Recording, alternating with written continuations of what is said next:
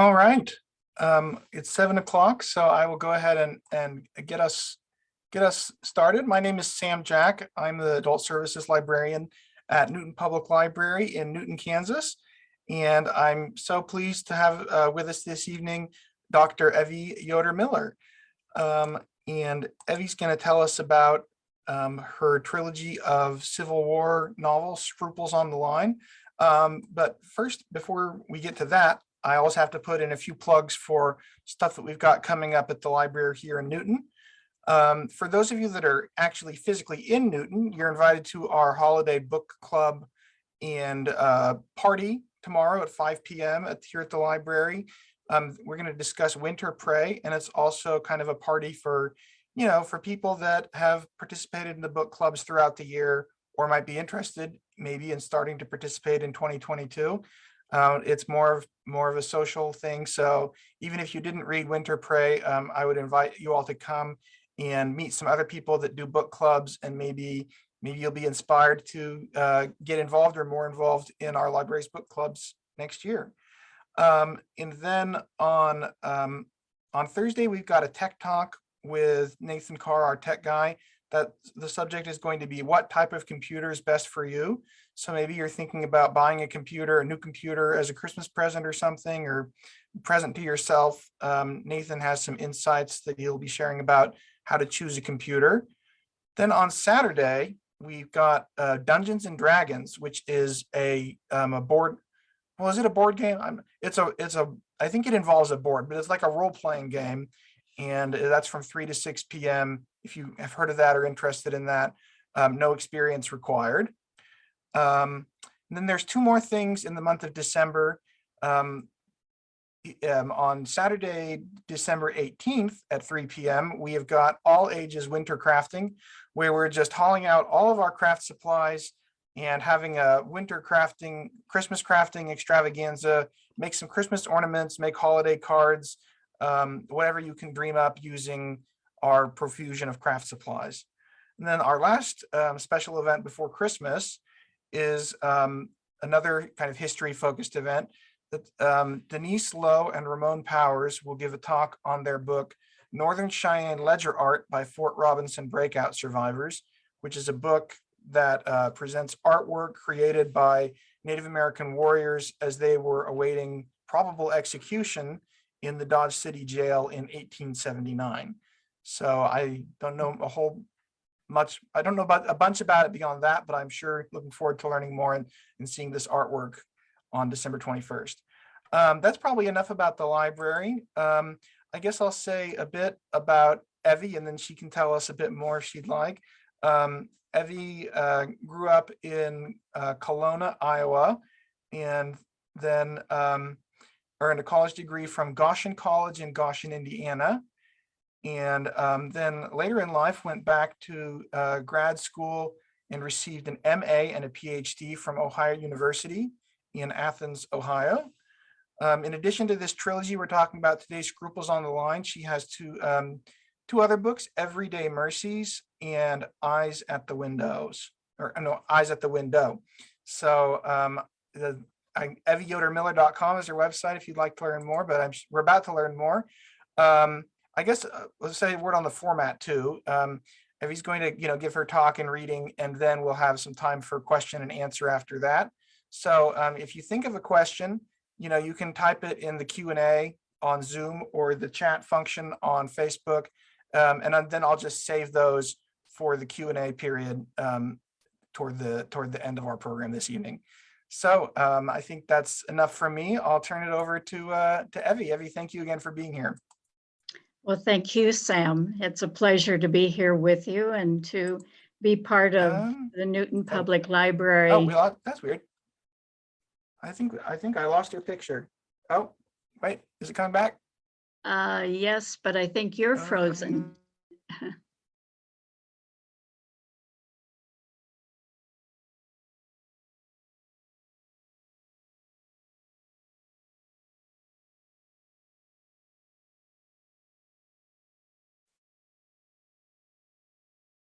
Okay, I see a message that the audience can see me, but not you, Sam. There you are. Good. Okay, I guess my internet connection, I think I was the one that got booted off, I guess, but Okay. I think I don't know when you all stopped receiving me, but anyway, I think that we've covered the preliminaries, so Okay. and hopefully that won't happen again. And I'll turn it over to you, Evie, and really looking forward to learning more about these books. Great. Well, thank you, Sam. Thank you for inviting me to be part of the Newton Public Library program. It's an honor to be here. And although I can't see you, I'm pretty sure there are people out there watching. And I'm very grateful for you coming on, whether it's Zoom or Facebook. So I'm looking forward to talking about my books. Scruples on the Line, as Sam said, is a trilogy. There are 3 books, each with separate titles, but the overall title of the series is Scruples on the Line, a fictional series set during the American Civil War. So we have 3 books of historical fiction that come from my research and from my imagination. As I think about people in the Amish, Mennonite, and German Baptist religious tradition, where the heritage is one of not participating in battles. This is not a book about battles. This is a book about everyday common people, about civilians, about pacifists. So although it's not about battles per se, they do play a part because the developments in the war create a chronology for my 3 books. And I follow that throughout and find characters who would have lived in the area where events of the war happened or where they were affected by events in the war. The conflict is not only with government for these main characters and government's demands to fight. The conflict is also within their own churches, within their own families, and also within each individual to some degree. And the issue of to whom will they give their loyalty is primary throughout these books. I've created 5 narrators. They come from different geographic locations, from Iowa to Chicago to Virginia. I wanted very much to show that the Civil War didn't happen only in the East. Maybe that's where the main battles were, but it affected everyone in the entire country. So I weave together these stories from these 5 different narrators throughout all 3 books and show the effects on their lives in very simple and profound ways. I'm going to read a short segment from each of the 5 narrators to give you a sense of their voice, their tone, what matters to them, and I will tell you just a little bit about each of them also.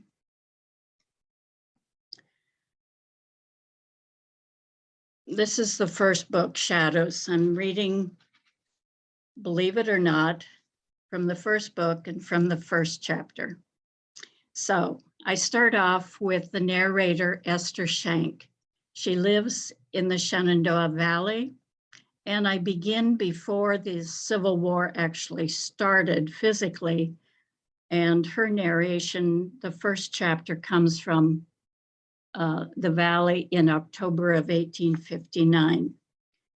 I'm just reading a few paragraphs on page 1 to give you a sense of the tone of this book.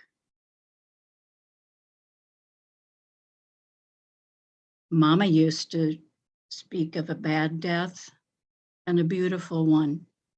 When I asked the difference, she only said miles and miles. Again, as an adult, I asked, but she shook her head. You know when you see it.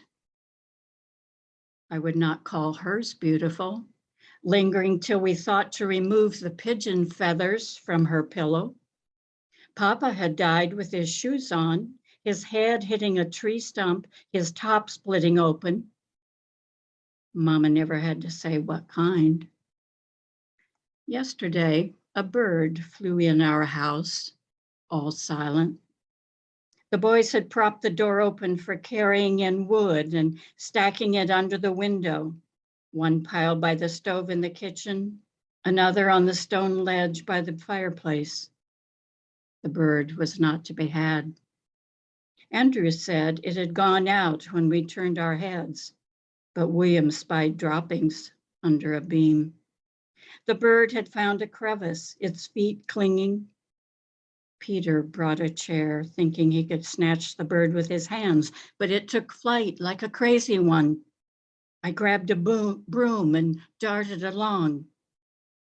By the time my man Simon came inside, the excitement had passed, and only Mary Grace, my 8-year-old, set about to tell him the story. Her black eyes burned. He asked if it was a black crow, and she shook her head, only small and brown. But quick, I added. No more talk, he said. A wren can bring good luck. That's Esther Shank at the beginning, and I'll tell you more about her later, but I used that to establish a bit about the setting during the Civil War.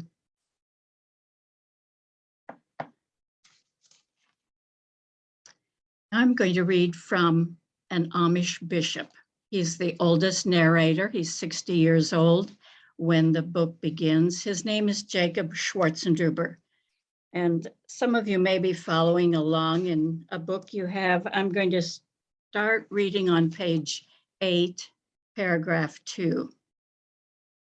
As bishop in the Amish church in Iowa, southeastern Iowa, he is a pioneer, but what he cares about most is keeping people in the Amish church faithful, or he might say safe.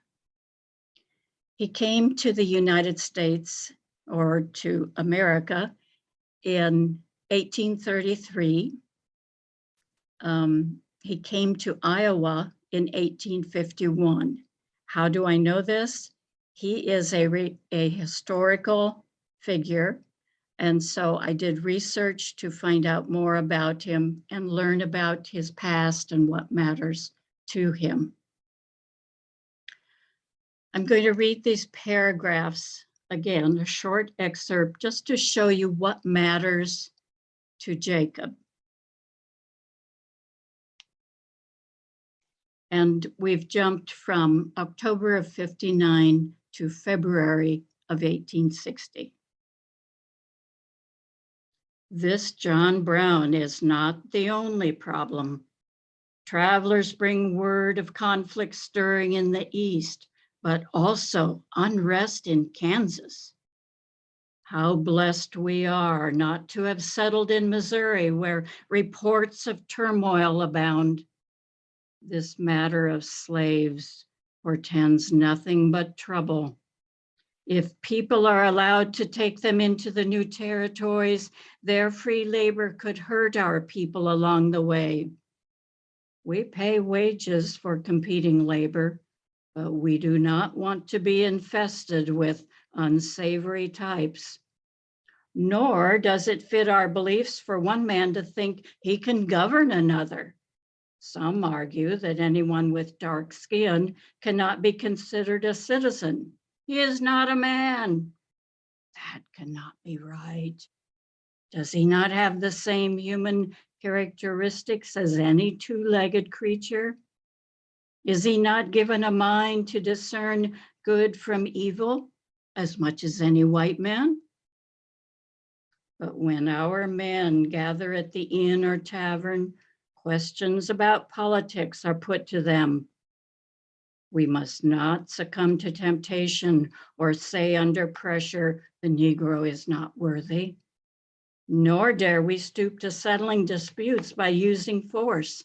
Some of our people act like they have forgotten how our Anabaptist ancestors had to run from authorities in the old world, how the Bernese Swiss persecuted our forefathers when they refused to baptize children as infants. My grandfather was among the fortunate. He fled to Waldeck in the early 18th century when it was a principality ruled by Prussia. There, he attained a long-term lease as a tenant manager and was given a contract to supply butter, cheese, and such for the large Betsy dairy farm estate. Still subject to the ruler's authority, he had to petition for any privileges. But if a demand came to join a militia, he could pay a fee to the state church and keep himself separate as part of a religious minority.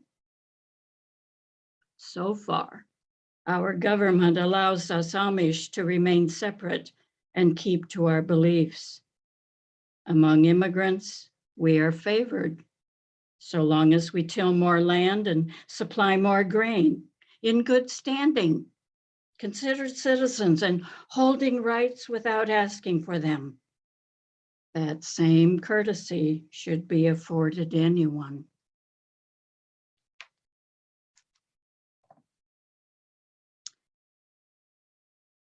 Now I want to go from the oldest narrator to the youngest. I created an 8-year-old girl at the beginning of book 1. And I'm reading from her chapter in December of 1861. She is an Amish girl living in Western Pennsylvania, or Western Virginia, the area that became West Virginia during the Civil War. Again, there's historical record of her and her family, especially her papa. Her mama died in 1856. Papa remarried. And so the way I distinguish these two mothers, one I call Betsy's mama, and I call her stepmother, mother. Among these two married relationships, there are now 6 children in late 1861. So again, this is before the Civil War has started. Here is a child's view of what might be coming ahead. I'm on page 82, about a third of the way down. Mother says Papa's nerves are bad because of talk about people fighting. Papa says his nerves are not bad. Mother clicks her tongue. She says it is foot traffic on the road. The Northwestern Turnpike goes by our house. This fall, a man walked in our lane from the road. He did not have white skin like we do, but he saw our smoke and came to the door. He was cold and hungry and had no shoes. At first, I kept an arm around Mary and we took peeks, but Papa spoke softly and did not seem one bit nervous. The man would not say his name, so Papa called him Mr. Later, Papa said people with dark skin are a different race. They come from Africa. That is a country, not a state. We can call them Negroes, but not darkies. Mr. had walked a long way and was going to find his kin. He was skinny like Jack when he came, but not near to dead. Tobias said the bottoms of his feet had bad cuts and were a light color. Papa applied our stinky salve and wrapped an old cloth around each foot. But Mr. did not like the smell and said it made a burning. Papa told him what he tells us. The smell helps heal. Mr. stayed 3 nights. He would not sleep in our house. He said he needed to stay alert. He kept to the barn. We tied Jack to a woodshed stake, but Mr. ate with us. He bowed his head when we did, but he did not know any German words. We always start with unser Vater, but he would not make attempt. Mr. said he had to get to a place called Wheeling. We made a double batch of bread, and Papa helped me reach the extras on a long board to the coals way at the back of the oven. Mr. hummed and mumbled when he put the loaves in his knapsack. It sounded like a song. Let my people go. But Mother said he was crying about Moses on a mountaintop. Papa gave him a pair of warm socks, too. Mr. tried to hand them back, but Papa said, yours to keep. But Papa was strict. Stay away from Rich Mountain. Bad fighting last summer, very bad. His eyes looked cross. Men from the north surprised men from the south. I stopped in my tracks. But then Papa's eyes let go their sparks.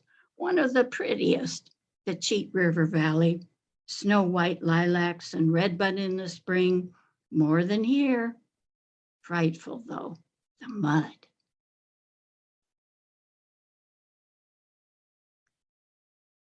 Okay, those are some short segments from Shadows. Now I'm going to move to book 2, which is called Loyalties. And the narrator, who faces the issue of loyalty repeatedly in this book, is Fritz Funk. He is a young man living in Chicago. He came from a Mennonite background in Eastern Pennsylvania and moved to Chicago at the invitation of his brother-in-law, Jacob Beidler. Jacob is married to Fritz's half-sister, Marianne. So the 3 of them and the children of Jacob and Marianne are living together in one house. So this is in August of 1862. I read this segment to show you some of the thinking of soldiers on the North Side. Fritz, of course, had made friends with other young men in Chicago, and some of his friends have been signing up with the Northern Army. So he goes to visit them at Camp Stokes. They haven't received their assignments yet out in the field. I'm starting on page 1 of Loyalties, and I'm starting with the 5th paragraph.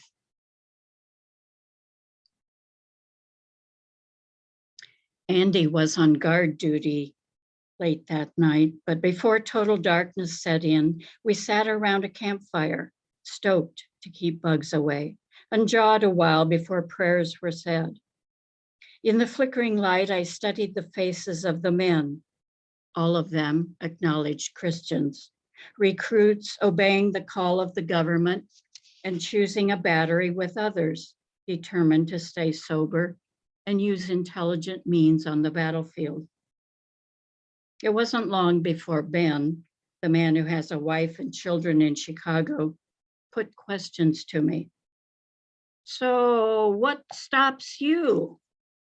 Phil jumped in. Give him time, man. He knows I don't lack for time. Most of the time when I'm away from the lumberyard, I wrestle. What should I do? For that matter, I have extra time at work because business is slower. Farmers are caught up in making money. City people are restless, waiting to see if the Illinois militia will initiate a draft. But Ben persisted. as shrill as the insects. Father Abraham's call didn't get through yet? I didn't want to sound like a coward. I don't think I am. I'm not convinced the use of violent measures. Not that I don't support you if you feel this is what you're to do. I'm sure Ben's a good man. He probably doesn't know I gave Andy and Phil $5 each to buy rubber blankets so they wouldn't need to feel wet ground underneath when sleeping. A man with his front teeth missing spoke up. Can't let the rebels make progress. Why our men can't get to Richmond? His unfinished sentence hung in the drifting smoke. McClellan. Ben spat the name. The man's a dithering fool, talking back to his commander. Yeah, said he didn't have enough men, then didn't use all he had, Andy said. When Lincoln gets rid of him, another man said, tipping back on his camp stool, we'll be in Richmond in no time. Knock those fool rebs off. I've heard McClellan keeps to the West Point Code, honorable victory with minimal casualties, I said. You think war can be carried out with highest principles? Ben asked. No pillaging or stealing, I suppose. By definition, it's not a just war when it extends to unarmed persons, I said quietly. Ben got up to tap embers and throw on another log. Flames leaped up in a quick blaze of heat. We'd worked well with horses, but now the stakes were raised. Abe's going to take care of us, a high-pitched voice piped up off to the right. Not let guerrillas sneak up on our men. Can't let civilians whip us. Have to be just as fierce. Make them fear what we'll do to them. That's been missing, another voice said. No reason to be scared of us. My understanding, guerrillas are armed, I said. I meant innocent folks, farmers and such, trying to carry on with their lives. No such thing, Ben's voice rose. You're innocent. Farmers feed rebels, right? Makes them the enemy too. A man across the way said, over 30,000 is a lot of lives. I looked up quickly and nodded. The 7 days battles. I stopped. I didn't dare mention that a Confederate general had referred to the last battle there as murder, not war. Frontal assault. Another man crowed, 2/3 of them rebels, though. All they care about is their capital, the deep voice boomed to my left. The man idly tapped a stick in front of him. I couldn't say the word slaughter. That word's been in the press ever since 7 days. Nor could I mention the rumor. President Lincoln's read a draft of an Emancipation Proclamation to his cabinet. I'm left waiting to see if his commitment follows. No way the South will make it to Washington, Phil said. Not set foot in our capital. He kept pushing his curly hair, more unruly than I remembered, off his forehead. Bloody right, the man with the missing teeth said. Didn't the man know? The North's general banks had been driven back in the Shenandoah Valley, sent back to Harper's Ferry, crossing the river and back to Williamsburg. 9 months to serve my country, Ben said. That's how I look at it. Short time when you think about it. Sure, I'll miss out my children's birthdays, but this war won't take much longer. They can't keep losing men the way they have.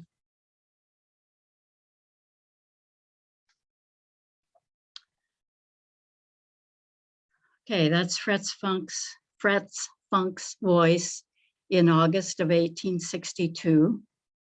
And what we have coming up in the book 2 are the 3 largest battles, Antietam, Vicksburg, and Gettysburg.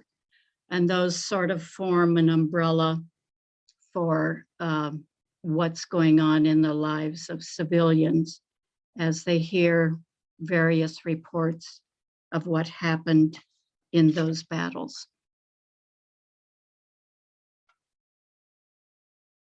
Now I'm going to read from my last book, Passages. This is book 3. It came out this past fall. I started out by reading from Esther Shank's voice to set the tone for the whole books, all of the books. And now I want to read from her voice again. I'll tell you a bit more about her. She's married to Simon. At the beginning of book 1, they had 5 children. Now they have 6. And of most importance are the 3 oldest children who are draft age. So my book will pay particular attention to them. And I should say too, I've mentioned that Jacob is historical and Betsy is historical. So is Fritz Funk. I read some of his diaries. I read some of his autobiographical essays to get information about him. But in the Shenandoah Valley, so much happened and so much interest that rather than zero in on any one historical character, I created 2 fictional narrators to tell the stories of what happened in the Shenandoah Valley. So Esther Shank, as I said, her husband and children, she's in her 40s when the series begins. Because their son Peter, the second son, joins the Confederate Army, I use that as a way to convey how Confederate soldiers felt about the North, just as we heard conversation among Union soldiers in Fritz's chapter. So I'm starting with chapter 1 in book 3. This is Esther Shank, and this is in February of 1864. You heard her talking about a bird in the house in chapter 1. You heard Simon dismiss that. Now, in 1864, this is Esther's voice. My breath is short. Words and thoughts come out choppy. Most everything seems scrambled. Prayers on the loose, little protection. My man gone again. A third time for my man Simon and our oldest Andrew. No word from Peter. Our next Joseph on the brink. A month ago, I couldn't bear to send him with Andrew. I needed a big one to stay and help put in crops. We can't be entirely alone. But now we don't know if we'll plant come spring. William and Mary Grace will help, but how much longer this not knowing, this waiting for all to be safe again? I barely remember how that was. Nor can I say half of what races through my mind, not when another babe pushes to burst forth, perhaps soon. I don't seek to hide my bulge. I never lost gain from Jephthah's nesting. If I ever need to wear the black, it won't fit. I've become flotchety.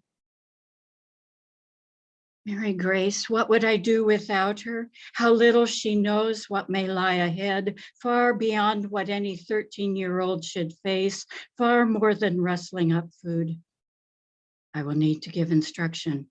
Oh, we can't be alone.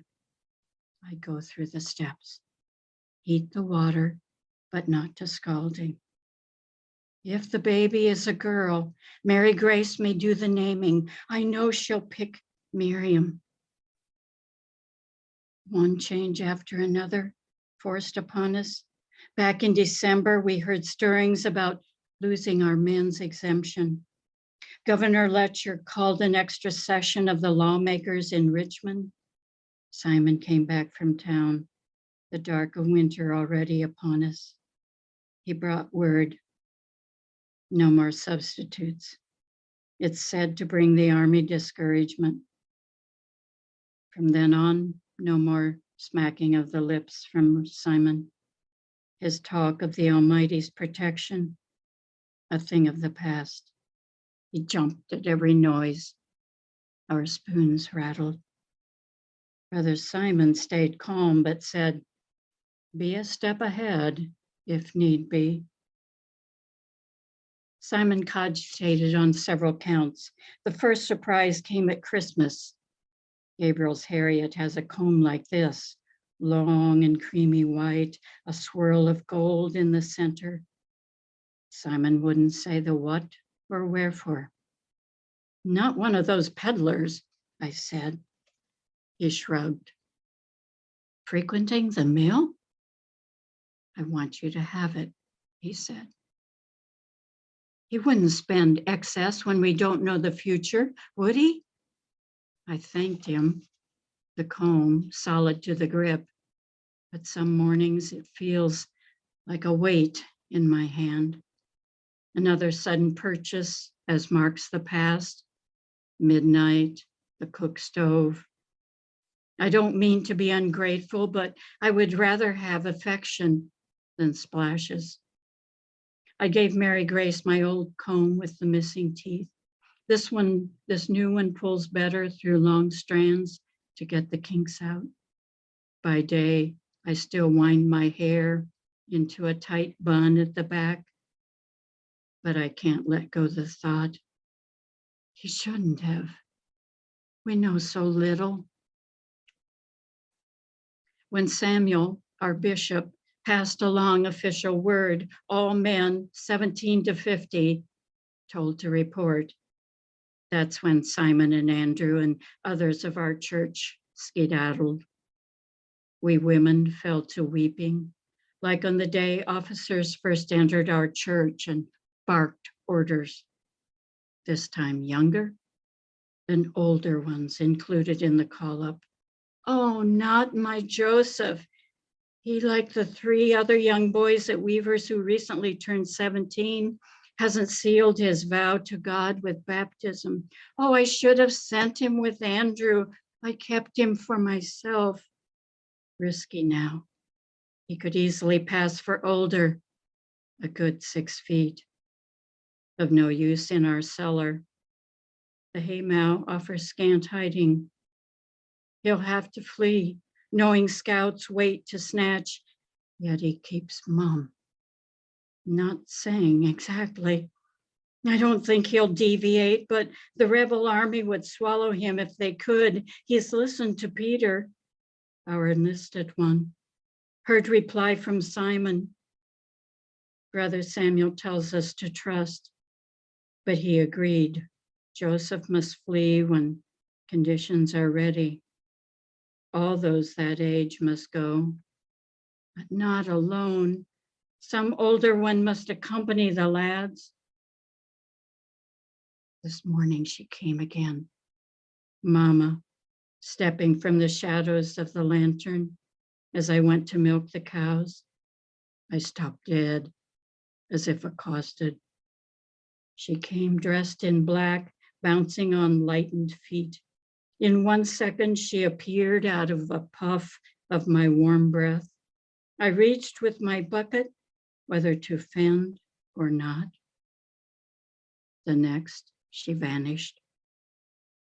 I peered far. The lantern of no help, gone as on other visitations, not even a rustling in the brush. I hurried to the milk shed and leaned on the entryway to catch my breath, scarce daring to look back. My heart pounded. Inner kicks set active. Simon always said, the devil's work to see sights. Don't allow yourself to dwell unhinged. He scorned mama's knowing twixt beautiful and bad when it came to deaths.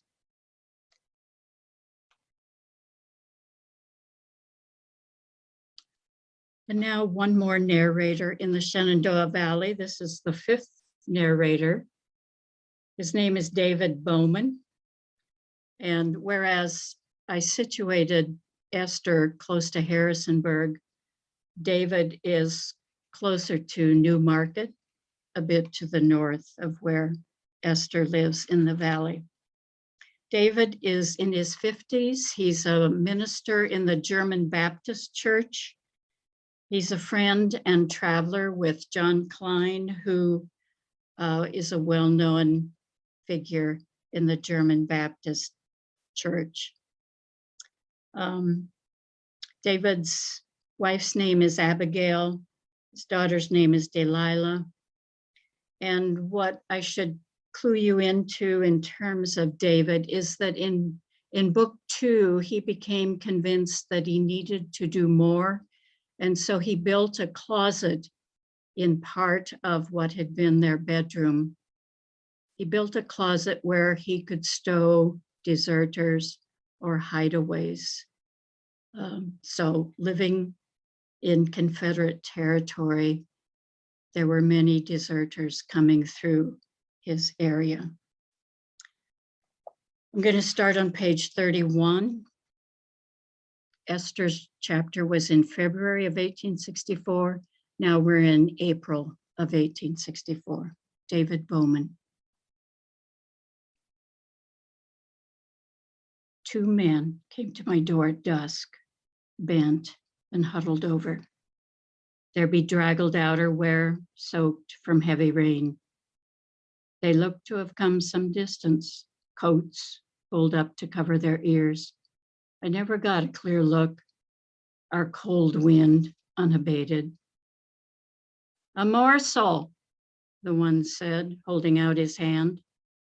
The other man, unable to steady his shivering. "Come in," I said. "The wife has leftover stew." In truth, we had finished our carrots and beef for supper, but we had been blessed with plentiful eggs that morning. "Something stout," the shivering one said, his head down, arms crossed in front. "Out here," the first one said, taking a seat on the porch steps with a thud, as if he had misjudged the distance. He bent his forehead to his hands, cupping a walking stick. The other man turned his back also, leaned against a pillar, and raised his head to the mountains. The outline of his face showed a beak-like nose, a chin jutting. His hat was smashed on one side. I went inside to fill mugs. Abigail called from the bedroom, but I ignored her. When Delilah started to rise, I motioned for her to stay. Then I thought better of it and pointed in the direction of the bedroom. She rose at once to be with her mother. The men grunted at the ale, but neither looked me in the eye. I waited to see if the first would ask again for bread. He slurped at his drink, so I perched atop one of my barrels. The sitting one half turned and whispered loudly, "We need passage."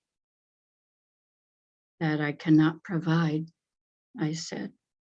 "The closest gap, now." He cocked his head slightly and showed himself to be younger than I first thought. "Take us." "Must have done 30 miles today," his companion said. 20. The first one tipped his head and mug to drain. "I do not do that," I said. At that, the one sitting shifted his weight toward me again and said, "But you know." "Not the closest, not certain." I stretched my legs straight in front, flexed my hands. He spat, then spat again with more force. The man standing had stopped his shaking. "Another," he said, extending his mug sideways. without looking. I hesitated, head down. How was I to extricate two no-goods? At my moment of inattention, the first man pounced like a cat and knocked me off my perch. I offered no resistance, but toppled like a nearly empty sack of flour. The man kicked at my groin and placed his boot on my chest to shove. I feared to scoot. He might press harder. Delilah's voice called, but I had no breath. Liar! Get you next time. The boot lifted. The man stumbled off the porch. I barely raised my head, watched blurred figures as they retreated, one of them walking halfway backward. The older one muttered, "Could have got me another one." "Shut up," the first one said. "I'm the one handles things." My head sank, eyes blinking fast to clear. Slow your breathing. I rolled to one side and staggered to my feet, leaning my weight on a porch post to steady, crouching and peering for any sound of return. Delilah cautiously opened the door and stepped out. I dabbed at my cheek. Something sharp had snagged under the eye. Delilah guided me inside and applied cold cloths. Abigail wailed her questions. They acted the part, I said, as if refugees. Your eye, Delilah said, stormy. Open, Father. Hold still so I can look. Tears will wash it clean. How often have I heard Johnny say that? Delilah touched the sudden puffiness of my cheek. I flinched, my stomach askew. They asked regarding a nearby gap, wanted me to guide. Tricksters, doubtless, knew the way. Did you recognize? Delilah asked. I shook my head. Bad looking, the both. Could have walked into a band of their ilk. The partisan rangers in Linville are said to be better organized again. My friend JM says they pay a man $3 a day as a scout, plus $1 for his horse. Some of them trained to use blasting powder. Others tap telegraph lines. Since then, my scrambled brain has jumped to William E. Kaufman, charged with escorting deserters. So far as I know, his outcome remains uncertain all these months. Would that the man could escape west. But disputes continue about whether he should be hanged for his work as a pilot. The same haggling prevails for Joseph Beery and his son Solomon. Threats of a trial, but no conclusion. They were arrested and accused of aiding and advising deserters, aiding and abetting, forced to spend 4 weeks in a Richmond prison, but then nothing, left dangling. This older Beery, the same Mennonite, is in trouble 2 years ago. Someone may have snitched to authorities again. People roam, intent on making our walk difficult. What good? My puny efforts of refuge for those escaping.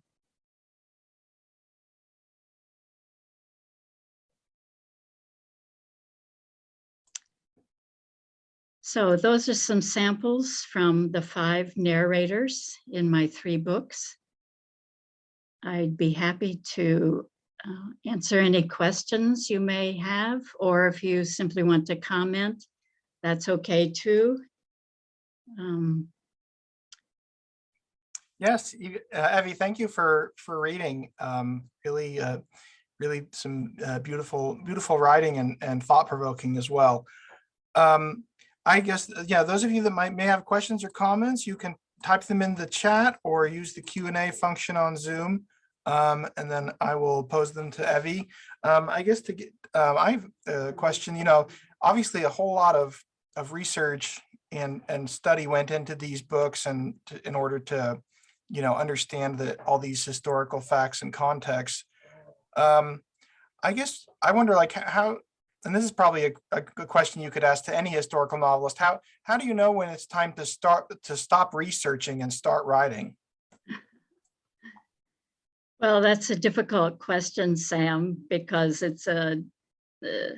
there is no real answer in any definitive way. I put off writing probably way too long because it scared me. And it was easier to just keep on reading and writing down notes. But at some point, indeed, I had to start writing. So when I felt like I knew who my 5 main narrators were, when I knew the geographic locations, when I knew what was happening in the overall frame of the war, I felt like I had to just plunge in. And I don't think I write very good first drafts, but the beauty of a first draft is I can revise. So at some point, it just takes courage and nerves and knowing this is not the end, the final, at least not the way I write.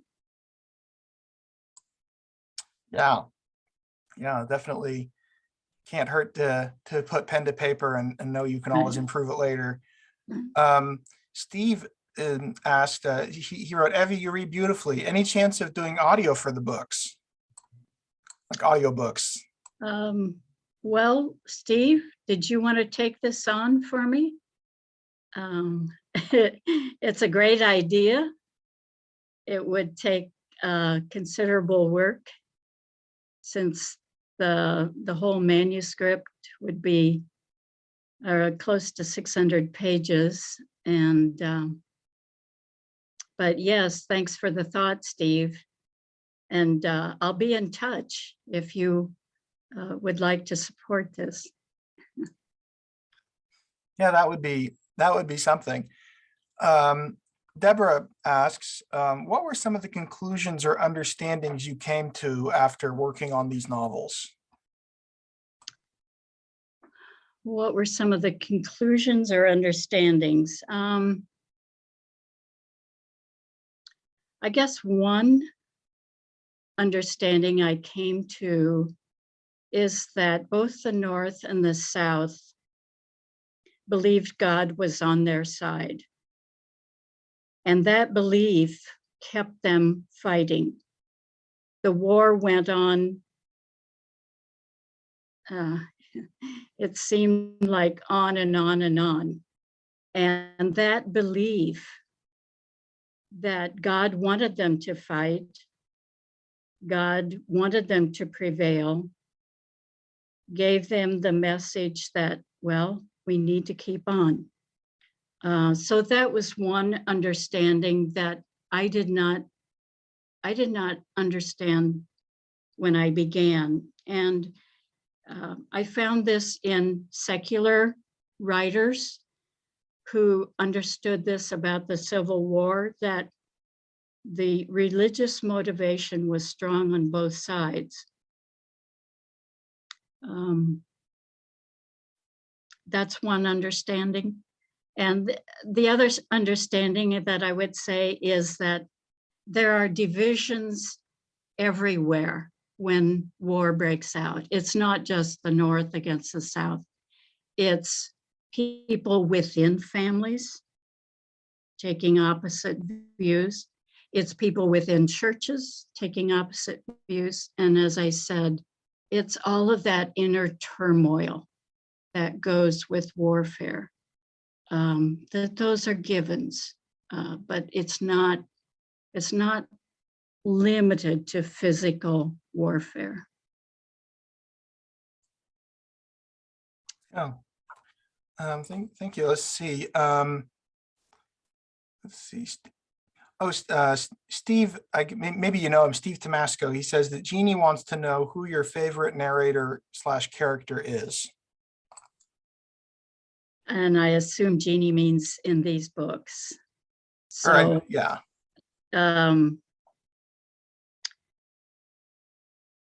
One can't be partial, Jeannie. So I love them all, but some of them I don't like much at times. I guess I empathize the most with Esther and Fretz. Esther for her turmoil in trying to keep a family together. Fretz for his intellectual wrestling.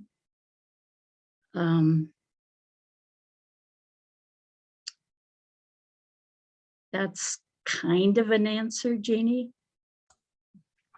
Yeah. Yeah, it's hard to, it's like choosing your favorite child or something, right? So let's see here. We've got lots of great questions coming in. Oh, Alex Hancock is asking, how well did you know where your characters were going when you started writing, and how much did your understanding of them change as you wrote? Yeah, another good question. Well, with Fretz and Jacob in particular, who are historical figures, I knew what was going to happen to them by May of 1865. And I couldn't change that, even if I wanted to. That had to be the story because that's what history tells us. So I had to deal with that and put, I guess, stepping stones or hints along the way that would prepare the reader as well as myself to accept the changes that I was going to see in Jacob and Fretz.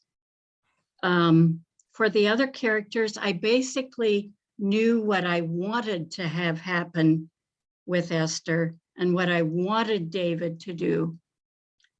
But characters don't always listen exactly. And so I had to be open to seeing more as I wrote. And that was both fun and energizing and exhausting. Because I had to choose, well, am I going to add this extra background to prepare for this development? Or am I going to stick with where I thought I was going when we started out? So yes, knowing the characters and knowing where they're going to end up is helpful, but it also is kind of a strict line that has to be adhered to some degree. Let's see, I've got a question from Merle Schleybaugh, and I'll say thank you, Merle, for connecting us with Evie, and Merle's the one that kind of connected you to Newton Public Library, so appreciate that from Merle. And he's asking, why did you select the Civil War for this topic of non-resistance as opposed to World War I or World War II? And then he says, lovely reading. Okay, thanks, Merle. Yes, Merle and I actually grew up in the same church in Iowa, and we haven't really connected over the years, but he's been a great reader of my books, and I'm grateful to you also, Merle. Why did I pick the Civil War? Well, I guess for foolish reasons that I had ended Eyes at the Window in 1860 and 61, and what comes next? The Civil War. So I didn't really consider doing World War I or World War II. I like the 19th century. I like 19th century writers, and it was, I guess, easier for me to stick with that. Sorry, there's nothing more profound to say. Yeah. Let's see here. Marilyn has a comment in the chat. She said, it must have been so interesting to inhabit these different characters and perspectives. I was wondering if you found yourself vacillating between perspectives at all as you tried to understand the different ways characters were thinking. And I'm also wondering if one of the three novels came faster or felt easier to write than the others. Vacillating between the characters. No, actually, that was kind of refreshing to, when I got tired of Jacob, I could go to Betsy and have some fun. And so if I got stuck on a problem with frets, I could just put that aside and deal with David for a while. What was the second question? If was any of the three novels harder or easier to Oh. write than the others? Okay, actually, I wrote the whole manuscript as one thing, and I didn't divide it until I realized what the publishing scene was like, and I couldn't find a publisher for such a long novel. And so I realized I had to break this down. Plus, a 600-page novel would cost way too much to ask anyone to buy it.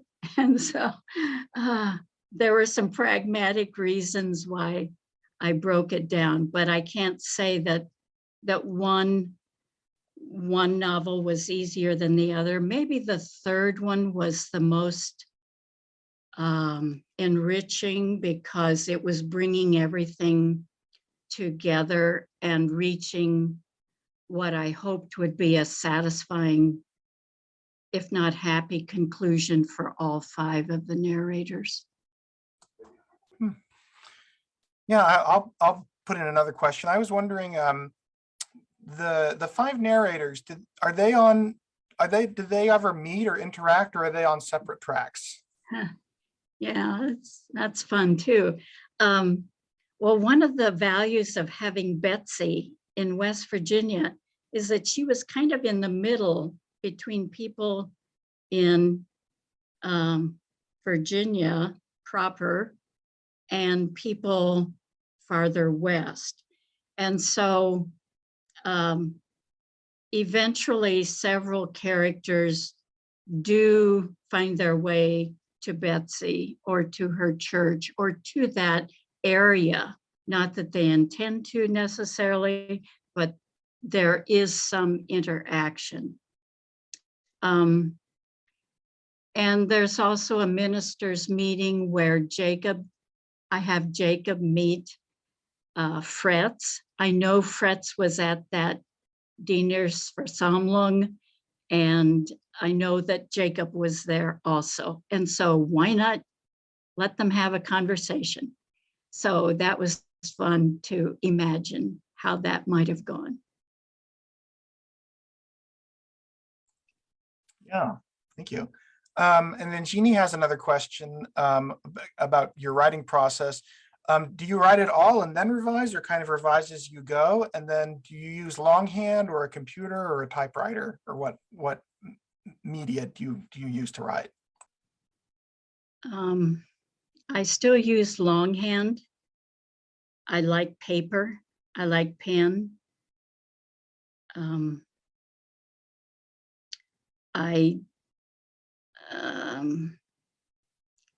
That's where my comfort level is.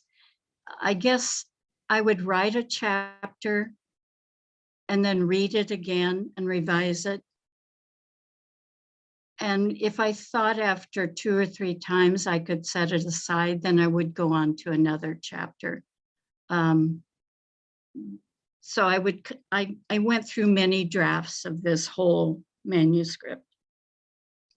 So there were short revisions and there were long revisions of the whole thing when I could see the whole view. Yeah. And let's see, Barbara has a question. You did a wonderful job of reading these sections. How was reading to no live audience compared to doing a reading live pre-COVID? I guess we do have a live audience, but you can't see anybody but me. Yeah. So how does that compare? Yeah. And then she had another question too, but I'll let you talk about the Zoom phenomenon first. It's really hard, Barbara. It's hard to read and not know what facial expressions I'm missing. I always look for clues in the audience, clues in the listeners. And it's a definite disadvantage to read on Zoom or to feel this distance that I can't gauge what's going on in people's heads as easily as if I could see you and know that you're squirming and I'm reading too slowly, or know that, oh, he liked that, or whatever. Yeah. Yeah, and then I guess, and I will say, there is a way on Zoom to have everybody's cameras turned on, but then the problem is that it's also allows people to turn their microphones on. So it's just, there's no good option. I mean, this is the best that we can manage. Right. And then, but it is great, we're in Newton and you're, wait, That's right. where are you I'm currently? I'm in Wisconsin. I'm Wisconsin. about a half hour from Madison, if Mhm. that helps you situate me. And Yeah, yes, I'm very grateful for Zoom. That has kept me sane for these past couple of years, just being able to connect with people, even though it was a limited way. So yes, yeah. technology is wonderful. Yeah. And then our other question was, to what extent you're writing about Anabaptists and have an Anabaptist background. So you wrote, to what extent did your cultural background impact your writing? Oh, I'm sure it had a huge impact on my writing. That's why I was drawn to the material in the first place, to want to think about how Anabaptist values and beliefs would have been tested during the Civil War.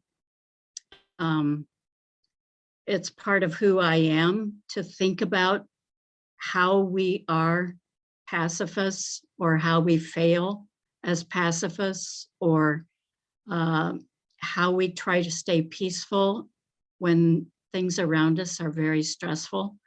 So it's very much a lived experience, although it's transcended back to a much earlier time period.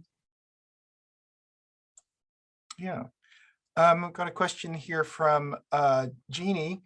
When you began writing the trilogy, were you thinking about the questions of shadows and scruples facing us today at this moment in history? Did your research and writing help clarify where we are and where we might be going? Oh, goodness. No, I had no idea um, what I would see about our current situation by virtue of writing this book. You have to remember, I started doing research maybe 2008, 2009, and I had no sense of where this country might be going, what we might be facing, say in 2018. So the overlap has been surprising to me. And I do take personal understandings from it that I might not have learned had I not done this research and writing. I guess I would add one more thing. We all have a history. We all come from somewhere. And I think it's really important that we know that history and acknowledge it and see where change is needed. Yeah, yeah. Yeah, I definitely, I think we can all appreciate that. And the work that you do to bring, and all historians do, to bring that history forward and make it, alive for people today. And that kind of goes toward answering Jane's question, which is how long did it take you to research and write these books? You just said that you started in 2008, and then when did you end up submitting them to the publisher? Okay, so I know that I started doing research when I was still teaching at UW-Whitewater. So that's how I know it was before 2010 when I retired from teaching. And, I kept submitting different drafts of this to different publishers over the years, and always was rejected. So then I would decide I have to make it better. I have to do more. I have to see more. I have to create more scenes instead of as much summary. I have to do this. I have to do that. And I guess I submitted to Whiffenstock in 2018 or 19. So, yeah. Well, I'm glad that that's you know, I think every writer faces rejection unless you're extremely lucky, or you're just not taking enough risks, one or the other. So that's great that Whiff and I think you mentioned earlier. I'll go ahead and put the link. Let me pull up that link again, to the Whiff. It's Whip. It's pronounced Whiff. WIPF. Yeah. So here's I'm pulling up the page here. Scruples on the line, and I'm going to put that in the chat on Zoom and in the chat on Facebook as well. So that's a place where you can purchase the books, and we do our library bought copies of all three, and I think they're still down in the technical services room waiting to be cataloged, but those should be available soon. I'll remind Dan that we need to get that out on the shelves. So I think that I'm sure that some folks will be buying your book or checking it out from the library and reading it. So I think that's probably as good a place as any to leave things off. And thank you all for attending, and Evie, thank you for being with us, and good luck. I don't know, are you already at work on your next books, or taking a little break? No more 10-year projects, okay? I don't have that much time to do all of the work, so. Yeah. Yeah. Well, but thank you very much for having me, and I'm going to assume you've been a great audience, even though I can't see you. And so send me a note if you can, and tell Sam thanks for this opportunity that the library has given me. yes, thank you. You're welcome, and thank you again. And yeah, I'll evieyodermiller.com is her website as well, with more information and links to buy the books. So I will sign us off. Have a good evening, everybody. Bye-bye. Bye.